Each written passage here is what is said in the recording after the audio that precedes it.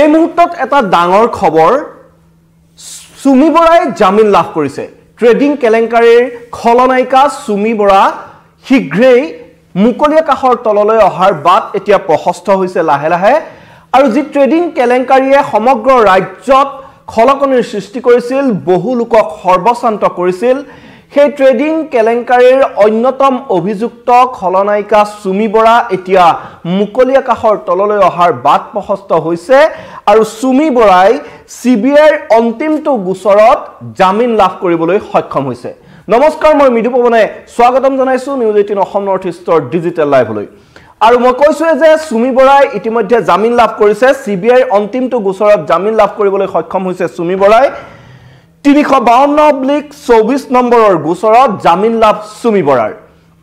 গুৱাহাটী উচ্চ ন্যায়ালয়ে জামিন মঞ্জুৰ কৰিলে সুমি বৰাৰ আৰু সিবিআইৰ এটো অন্তিমটো গোচৰত জামিন লাভ কৰিবলৈ সক্ষম হৈছে ট্ৰেডিং কেলেংকাৰীৰ গোচৰত জামিন লাভ কৰিছে সুমি বৰাই অৱশ্যে জামিন পালেও সুমি বৰা কিমান সহজে কাৰাগাৰৰ পৰা মুকলি হৈ আহিব পাৰিব তাক লৈ এতিয়াও অনিশ্চয়তা কিছু আছে কিন্তু এই মুহূৰ্তত আটাইতকৈ ডাঙৰ খবৰটো হৈছে জামিন লাভ কৰিলে সুমি বৰাই গুৱাহাটী উচ্চ ন্যায়ালয়ে মঞ্জুৰ কৰিলে সুমি বৰাৰ জামিন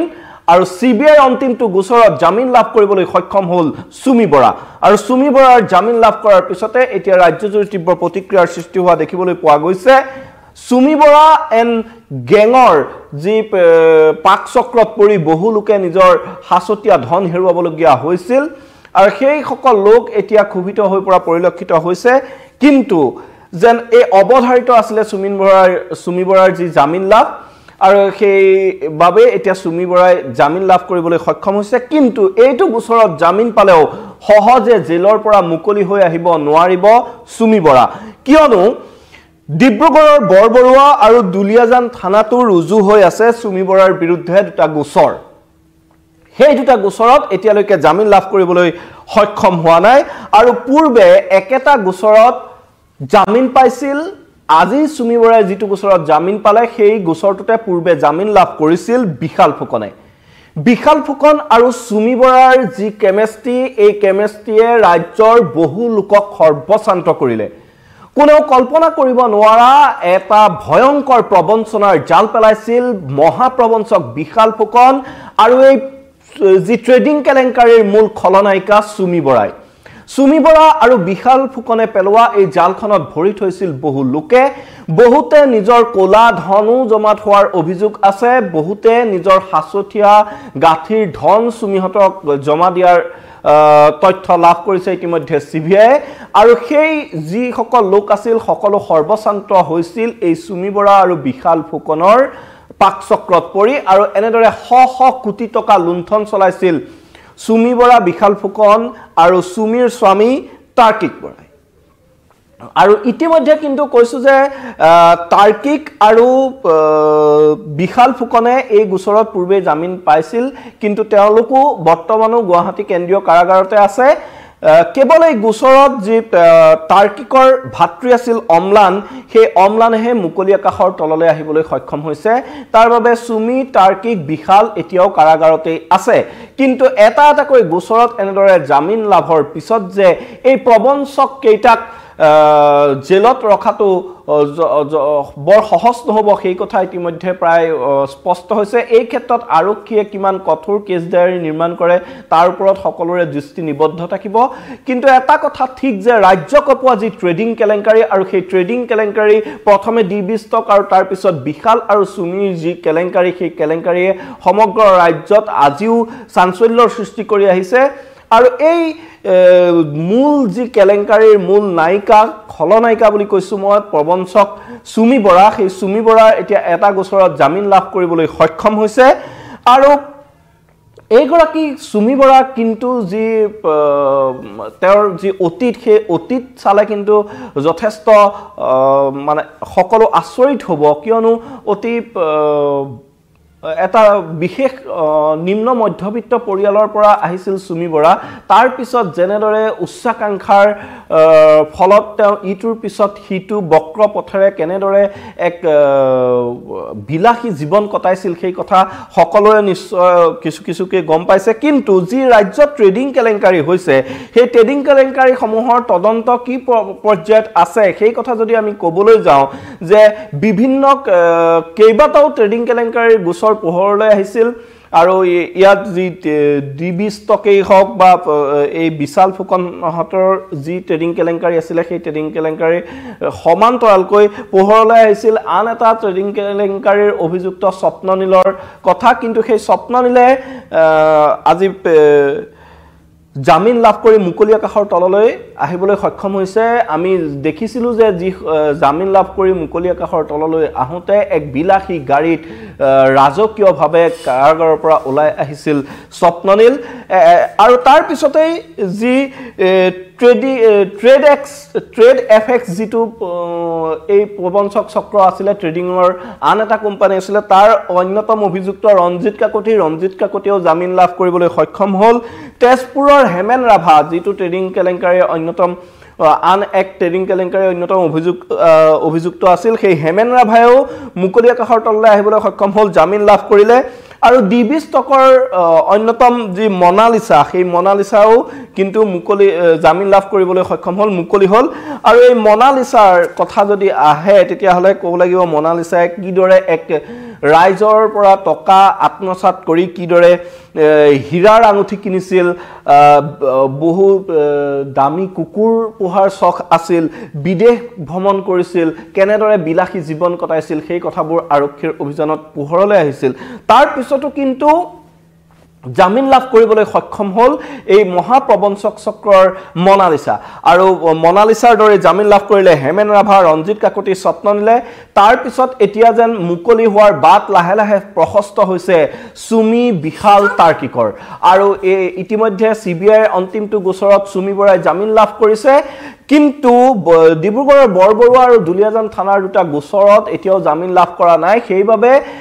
আজি জামিন লাভ কৰিলেও মুকলি আকাশৰ তললৈ অহাৰ বাট প্ৰশস্ত নহব আৰু এই সুমি বৰাৰ কথা যদি আমি ক'বলৈ যাওঁ ডিব্ৰুগড়ৰ এটা নিম্ন মধ্যবিত্ত পৰিয়ালৰ সন্তান আছিল সুমি বৰা আৰু সুমি বৰাই যি অভাৱৰ সৈতে সৰুৰে পৰা শৈশৱকালত সহৱস্থান কৰিলেও কিন্তু ধনী হোৱাৰ দুৰ্বাৰ হেঁপাহ আছিল আৰু ধনী বিদেশ ভ্ৰমী বিলাসী জীৱন কটোৱাৰ এক স্বপ্নই যেন খেদি ফুৰিছিল কিন্তু ডিব্ৰুগড়ত থাকোতে সুমি বৰাৰ এনে ধৰণৰ উত্থান হোৱা নাছিল আৰু নিজে এগৰাকী নৃত্যশিল্পী আছিল আৰু তেওঁ বহুতকে নৃত্যৰ প্ৰশিক্ষণ দিছিল আৰু সকলো এক প্ৰকাৰ সুমি বৰাৰ যি অভূতপূৰ্ব উত্থান আছিল সেই অভূতপূৰ্ব উত্থানত সকলো এক প্ৰকাৰ স্তম্ভিত হৈছিল কিয়নো এগৰাকী নৃত্যৰ প্ৰশিক্ষক তাৰ পিছত কেইটামান মিউজিক ভিডিঅ'ত অভিনয় আৰু দুই এখন সিনেমাত অভিনয়ৰ পিছত কিন্তু এক প্ৰকাৰ যেন বলিউডৰ সুপাৰষ্টাৰ নায়িকাৰ যি ধৰণ কৰণ আৰু জীৱন ধাৰণৰ মান তেনে ধৰণৰ হৈ গৈছিল সুমি বৰাৰ সকলো এক প্ৰকাৰ আচৰিত হৈ গৈছিল কেনেদৰে সুমি বৰাই এনে বিলাসী জীৱন অতিবাহিত কৰিছিল এই কথা ঠিক যে পিছত আৰক্ষীৰ তদন্তত পোহৰলৈ আহিছিল যি এই প্ৰবঞ্চনাৰ কেলেংকাৰী এই প্ৰবঞ্চনাৰ যি কৰিছিল বিশাল ফুকনে সেই বিশাল ফুকনক এক প্ৰকাৰ যেন মক্কেল ধৰি আনি দিছিল সুমি বৰাই আৰু সুমি বৰা আৰু বিশাল ফুকনে সম্পূৰ্ণ মিলি পেলাই যে এই প্ৰবঞ্চনাৰ জাল পেলাইছিল সেই কথা ইতিমধ্যে প্ৰায় স্পষ্ট হৈ পৰিছে আৰু সুমি বৰাৰ যিটো মই পূৰ্বে কৈছোৱে যে পেছাগতভাৱে তেওঁ নৃত্যহে শিকাইছিল আৰু তাৰ পিছত তেওঁ অৱশ্যে কিছুদিনৰ পিছত তেওঁ ছ'চিয়েল মিডিয়াত খুব জনপ্ৰিয় হৈছিল আৰু ইনষ্টাগ্ৰাম আৰু ইউটিউবত তেওঁ যথেষ্ট জনপ্ৰিয় হৈছিল তাৰ পৰা তেওঁ কিছু ইনকাম কৰিছিল কিন্তু ইউটিউব আৰু ইনষ্টাগ্ৰাম যোগে যি তেওঁলোকে আয় কৰিছিল সেই আয়েৰে কেনেকৈ আপোনাৰ 1.5 কোটি টকাৰ নেকলেছ কোনোবাই ক্ৰয় কৰিব পাৰে আৰু নিজৰ পাতি লোৱা বায়েকক বিশাল ফুকনে লাখ টকীয়া ফুলৰ তোৰা উপহাৰ দিয়াৰ দৰে কথা পোহৰলৈ আহিছিল তেওঁলোকে তাৰ পিছত বিশাল ফুকন আৰু সুমি বৰাই এই যি ধৰণৰ জাল পেলাইছিল এই জাল পেলোৱাৰ পিছত লাহে লাহে সুমি বৰাৰ ফালৰ পৰাই বিভিন্ন ধৰণৰ লোক আহি পেলাই এই বিশাল ফুকনৰ ভুৱা প্ৰতিষ্ঠানত তেওঁলোকে বিনিয়োগ কৰিছিল আৰু সেই ধনেৰেই অতি বিলাসী জীৱন কটাইছিল সুমি বৰা বিশাল ফুকন আৰু তাৰ পিছত শেহতীয়াকৈ ৰাজ্যৰ এক জনপ্ৰিয় ফটোগ্ৰাফাৰ তাৰ্কিক বৰাৰ সৈতে বিবাহপাশত আবদ্ধ হয় আৰু সেই তাৰ্কিক বৰাৰ সৈতে বিবাহপাশত আবদ্ধ হোৱাৰ পিছতো কিন্তু বিশাল আৰু সুমিৰ এই লুণ্ঠন ৰাজ চলি থাকিল আৰু এক প্ৰকাৰ তেওঁলোকৰ লুণ্ঠনত যেন পূৰ্ণ সহযোগিতা আগবঢ়ালে তাৰ্কিক বৰাই আৰু তাৰ ফলত তেওঁলোকৰ যি এক ঈৰ্ষণীয় উত্থান ক'ব লাগিব সকলো সাধাৰণ মানুহৰ যেনে ধৰণৰ এটা জীৱন ধাৰণৰ সপোন থাকে খুব উচ্চাকাংক্ষা থকা লোকসকলৰ যেনে ধৰণৰ জীৱন ধাৰণৰ এক সপোন থাকে তেনেকুৱা সিনেমা লগা এক ৰূপালী পৰ্দাৰ কাহিনীৰ দৰে সুমি তাৰ্কিক আৰু বিশালৰ জীৱন হৈ পৰিছিল তেওঁলোকে জাক তাক বিলাসী গাড়ী উপহাৰ দিব পৰা হৈছিল তেওঁলোকে ডেষ্টিনেশ্যন ৱেডিং কৰি কিদৰে বাহিৰত গৈ সুমি আৰু বিশালে বিশাল বিয়া পাতিছিল তাৰ্কিকৰ লগত সুমিৰ সেই কথাবোৰ ইতিমধ্যে সকলোৱে লাহে লাহে জনা হৈছে আৰু কিন্তু এনে ধৰণে যি সাধাৰণ লোকে তাত পইচা থৈছিল এটা কথা ঠিক যে আৰক্ষীয়ে যদি ভালদৰে তদন্ত চলায় তেতিয়াহ'লে সুমি বিশালৰ এই যি ভুৱা ট্ৰেডিং কোম্পানী তাত কোনে কোনে পইচা থৈছিল তাত বহু ৰৌ বৰালীৰ নামো পোহৰলৈ অহাৰ সম্ভাৱনা আছে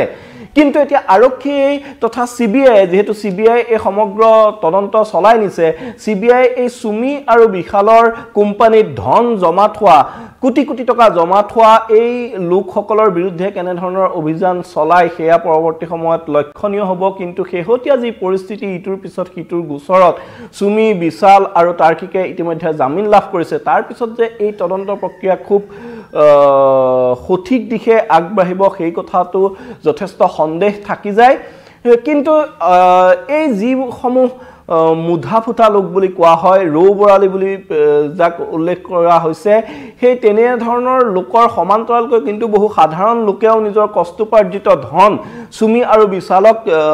জমা দিছিল কোনোবাই হয়তো মাটি বিক্ৰী কৰি পইচা জমা দিছিল সুমি বিশালক কিন্তু সেই সকলোবোৰ ধন